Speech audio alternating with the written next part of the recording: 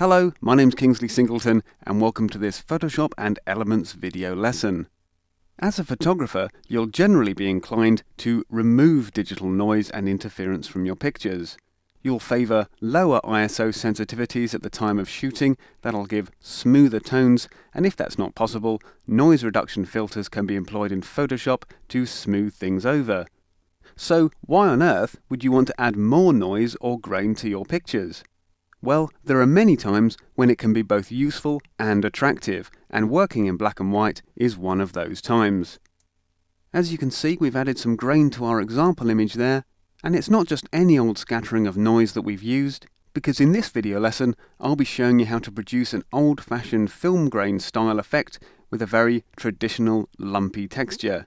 And this is a surefire way of giving your shots either a classy documentary style or a pleasingly antique appeal. Of course, like most things, there are options to add film grain via the filter menu in Photoshop or Elements. You'll find it under the artistic heading there. But as we'll prove during this tutorial, it's really not the best way to go, because by adding the grain effect manually, you'll have much more flexibility about the way it looks with your photo. Okay, let's get started and show you how it's done just by closing down our example picture here. And then we'll load up the start image, which you'll find on the disk, and that's just called boy.jpg. And the first thing that we need to do, because we're going to be adding our film grain effect onto a new layer, is bring up the layers palette. So it's up to Window and down to Layers there. I'll just drag mine in from the side of the screen. And then to add a new layer above the background, we'll come up to Layer, down to New and pick Layer. I'm going to call this one Film Grain. We'll leave the mode set to normal and the opacity at 100% and just click OK. That adds our new blank layer above the background layer, down there in the Layers palette. And then, before we actually start adding the noise effect to the picture, I need to fill this layer with a 50% grey tone. So we'll come up to the Edit menu and down to Fill Layer. And then when the palette appears on screen there, we'll select 50% grey from the list under the Contents heading there. Again, make sure that the mode is set to normal and the opacity is 100%, and then we can click OK once again. The reason for using this 50% grey layer is very important when it comes to how our noise layer interacts with the photo below. What we'll end up doing is changing the blending mode of the layer, so we get a nice, realistic mix between the film grain and the original photo. Let's add some noise to the layer then, just by coming up to Filter, down to Noise and picking Add Noise. And in the dialog box, we can set the amount down at about 10%. Make sure that the distribution is set to Gaussian and that the noise itself is monochromatic just by ticking that box at the bottom there. The reason for this last one is that we don't want any colour noise creeping into our picture. We want it to stay black and white. Of course, you can use higher amounts. Let's put in 20% to see what happens there. As you can see, the grain effect gets a lot more severe. So really the amount controls the intensity of the film grain effect. You can control the intensity in some other ways, which we'll come on to a little bit later, but as I say, we're just going to set our amount in this case down at 10% and click OK to exit the palette. So now our scattering of digital noise has been added to our film grain layer. As I said before, we need to change the blending mode of the layer, and we can do that down here in the Layers palette just by clicking where it says Normal, and we're going to choose the option called Linear Light. As soon as I do that, the image below will pop through. And immediately we get that really pleasingly gritty, old-fashioned fast film effect. And in theory, we could leave our picture just like this. But as I said before, there are a few subtle refinements we can make just to make that film grain effect look all the more realistic, and also tailor it to best suit the photo that it's being blended with. But just before I move on and show you a few of those, we'll also look at how some different blending modes will affect the way that the noise works with your photo. Just zooming in on the boy here, you can see that we've got a nice covering of noise both in the highlights of the image and in the shadows. But if I click and change it to overlay, for instance, we not only reduce the effect, but also we keep it out of those shadow areas. We could also change it to hard light, for instance, where we get a bit more of a gritty looking image there.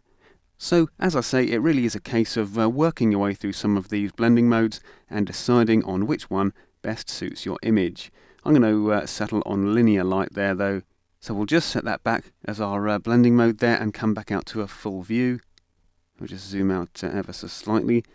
And the next thing we're going to look at is just how to soften the film grain effect ever so slightly, just making it look a bit more realistic and a bit more like the kind of the lumpy texture of old-fashioned fast film. The way we're going to do this is by blurring the layer ever so slightly. So make sure the film grain layer is still selected there in the layers palette. If it's not, just give it a click on the thumbnail, and then we'll come up to filter and down to blur and pick Gaussian blur. Immediately our Gaussian blur dialog box appears and we get this preview at 100% of how the filter is affecting the noise layer. Now it might be a little bit difficult for you to see what's going on this video, but if you're following along on your own images, you'll be able to see that just by applying a radius of 0.5 pixels just kind of takes the hard edge off that noise ever so slightly and makes it look just a little bit more organic. We'll just zoom in a little bit there, and you can see that we're really starting to get that nice kind of lumpy texture that we're after. So we'll just click OK to exit the palette. And something else we can do to just sort of modify the effect a little bit is use the opacity slider in the layers palette.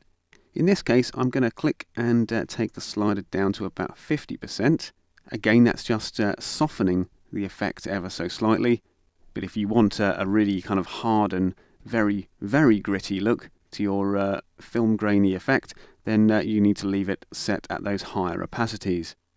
The final thing that I'm going to do to this picture is just actually expand the size of the grain a little bit, just using the transform tool.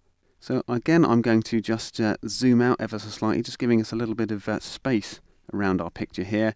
And just as before when we added the blurring effect, let's make sure that film grain layer is highlighted there in the layers palette, and then we can come up to image and down to transform and pick free transform. Or if you're using the full version of Photoshop, you'll find the free transform command under the edit menu. Just give that a click and a bounding box appears around all of those pixels that are on the layer, and then making sure that the constrain proportions box is ticked up here in the options bar, I'm just going to click and drag out those corner handles. Just move that layers palette out the way for a moment so we can continue dragging them out, and we'll bring them out until we get an amount up there in the options bar of around about 150%. And that's just kind of blowing up all of those individual grains a little and making them look a lot more lumpy on our finished image. So we can zoom back in and take a look at the finished effect. We've got this really convincing fast film look now, and if I just click on and off the eye icon next to the film grain layer, you can see that it certainly makes a real difference to the image. Just giving it a more sort of gritty, documentary quality that works especially well in black and white. That's why it's one of our top Photoshop tips for working in mono, so all that's left for me to do is come up to Layer and down to Flatten Image, which will just collapse that newly made film grain layer into the background. Okay, that's all from me. Make sure you give it a try in your own shots because it really is a very pleasing effect. Okay, hope you enjoyed that, and I'll see you next time.